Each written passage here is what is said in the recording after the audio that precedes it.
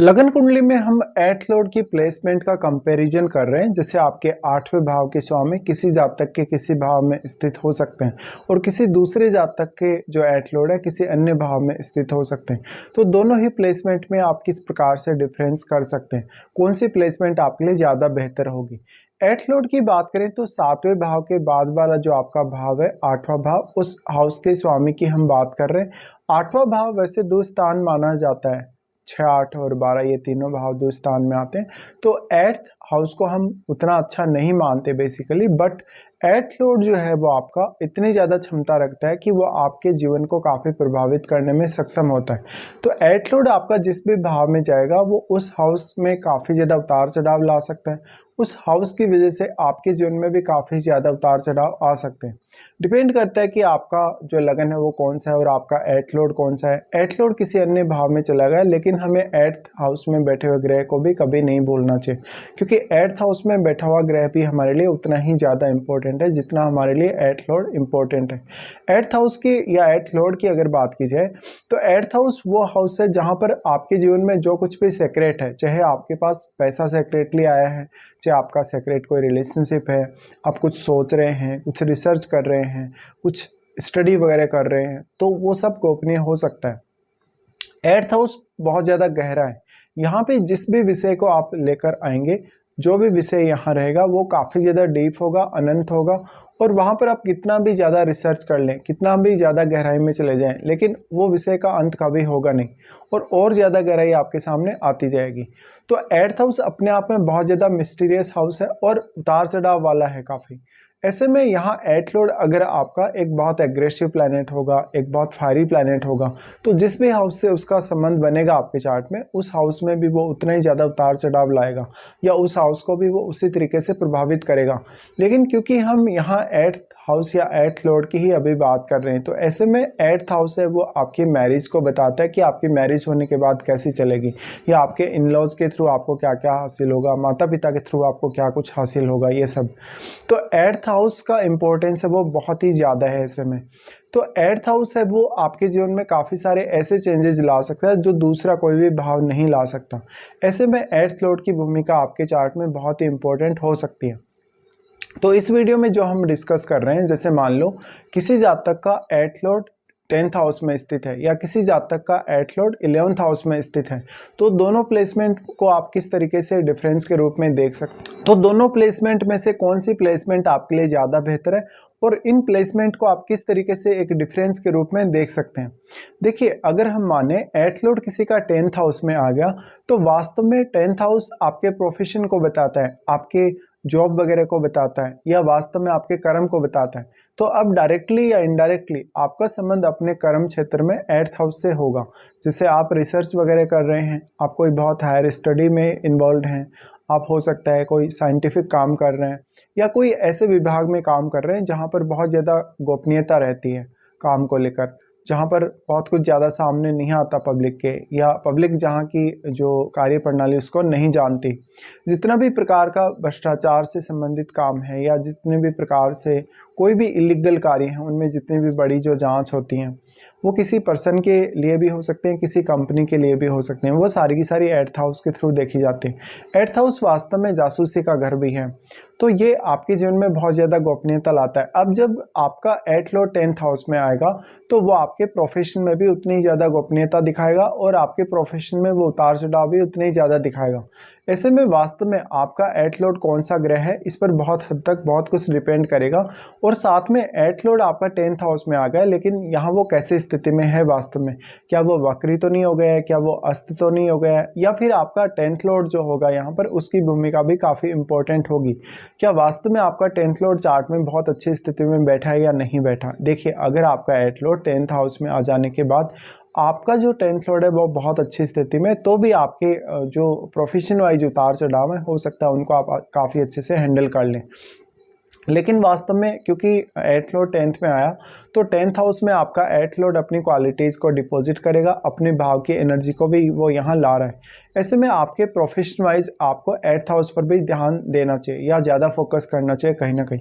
अब जो वास्तव में आपका 8th लॉर्ड 10th हाउस में आ गया, लेकिन वो यहाँ किसी अन्य ग्रह के साथ अगर बैठा है तो वो ग्रह भी यहाँ उतना ही ज़्यादा इंपॉर्टेंस रखेगा।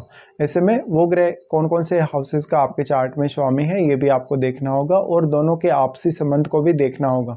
मेनली अगर आपका 10th लॉर्ड बहुत अच्छी स्थिति में है या 10th लॉर्ड का संबंध आपके 8th हाउस से है तो फिर मुख्य रूप से ये दिखाता है कि आप जितना भी हार्डवर्क होगा इजीली कर लेंगे अपने प्रोफेशन के लिए। इस प्रकार का जो जातक होगा उसमें अपने प्रोफेशन वाइज या अपने काम के प्रति डेडिकेशन बहुत ज़्यादा होगा, हिडन टैलेंट बहुत ज़्यादा होगा, उसकी कार्य क्षमता बहुत ज़्यादा हो सकती है। अगर प्लैनेट बहुत एग्रेसिव है, काफ़ी फास्ट मूविंग है, तो ऐसे जातक के करियर में उतार चढ़ाव भी शुरुआती फेज़ में बहुत ही ज़्यादा आएंगे। अब आपका 8th लॉर्ड जो आपके 10th हाउस में गया वो आपके घरेलू जीवन को काफ़ी प्रभावित करेगा, आपकी पारिवारिक स्थिति को, आपके माता और पिता के साथ आपके रिलेशनशिप को, इन सब को, क्योंकि उस ग्रह का प्रभाव आपके 4th हाउस पर है। इसलिए 4th हाउस में बैठे हुए ग्रह का रोल भी उतना ही ज़्यादा इंपॉर्टेंट है जितना आपके 8th लॉर्ड का रोल इंपॉर्टेंट है।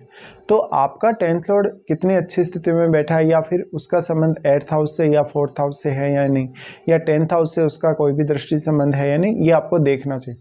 अगर मान लो आपका 8th लॉर्ड 10th हाउस में आने के बाद बहुत अच्छी स्थिति में बैठा है और आपका 10th लॉर्ड भी बहुत अच्छी स्थिति में है तो आप अपने करियर में बहुत ज़्यादा आगे जा सकते हैं और करियर में जितने भी उतार चढ़ाव आपके आएंगे उनको आप काफ़ी अच्छे से हैंडल कर लेंगे। 8th लॉर्ड 10th हाउस में आने के बाद हालांकि 4th हाउस को तो प्रभावित करेंगे ही, लेकिन आपके चार्ट में वो कुछ अन्य भावों को प्रभावित कर सकते हैं। जैसे वो आपके लगन को प्रभावित कर सकते हैं, आपके 2nd हाउस को प्रभावित कर सकते हैं।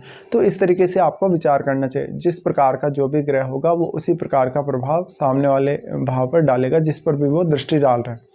तो अब आपका जो 8th लॉर्ड है वो किसी ना किसी अन्य भाव का स्वामी हो सकता है। जैसे अगर आपका 8th लॉर्ड एक सूर्य जैसा प्लैनेट है या एक मून जैसा प्लैनेट है तो हो सकता है वो किसी अन्य भाव का स्वामी नहीं है आपके चार्ट में, लेकिन कोई भी अन्य ग्रह अगर आपका 8th लॉर्ड होगा तो वो किसी न किसी अन्य भाव का स्वामी भी आपके चार्ट में होगा ही।